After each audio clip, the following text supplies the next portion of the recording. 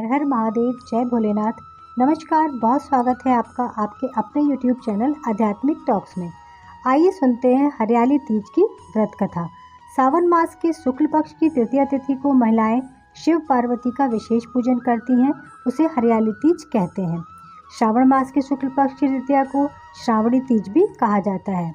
इस दिन महिलाएं निर्जला व्रत रखती हैं। कहते हैं कि इस कथा को सुनने मात्र से ही हमें माता पार्वती का आशीर्वाद प्राप्त होता है और हमारा सौभाग्य अखंड रहता है। तो चलिए सुनते हैं हरियाली तीज की व्रत कथा।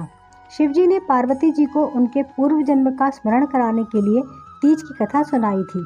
शिवजी कहते हैं कि हे पार्वती, तुमने हिमालय पर मुझे वर के रूप में पाने के लिए घोर तप किया था।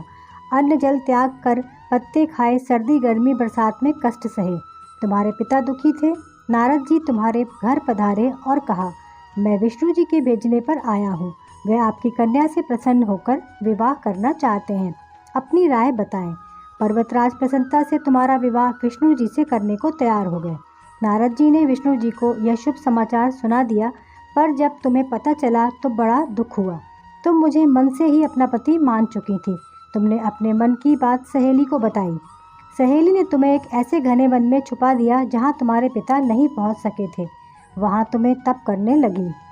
तुमने लुप्त होने से तुम्हारे पिता चिंतित होकर सोचने लगे कि यदि इस बीच विष्णु जी बारात लेकर आ गए तो क्या होगा। शिवजी ने आगे पार्वती जी से कहा, तुम्हारे पिता ने तुम्हारी खोज में धरती पाताल एक कर दिया, पर तुम न मिली। तुम गुफा में रेत से शिवलिंग बनाकर मेरी आराधना में लीन थी। प्रसन्न होकर मैंने मनोकामना पूरी की और करने के बाद तुम्हारे पिता तुम्हें खोजते हुए गुफा तक पहुँचे। तुमने बताया कि अधिकांश जीवन शिवजी को पति रूप में पाने के लिए तप में बिताया है।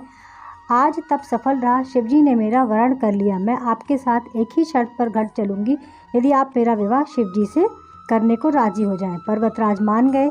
बाद में विधि विधान के साथ हमारा विवाह किया। हे पार्वती, तुमने जो कठोर व्रत किया था उसी के फलस्वरूप हमारा विवाह हो सका। इस व्रत को निष्ठा से करने वाली स्त्री को मैं मनवांछित फल देता हूँ। उसे तुम जैसा अचल सुहाग का वरदान प्राप्त होता है। धन्यवाद।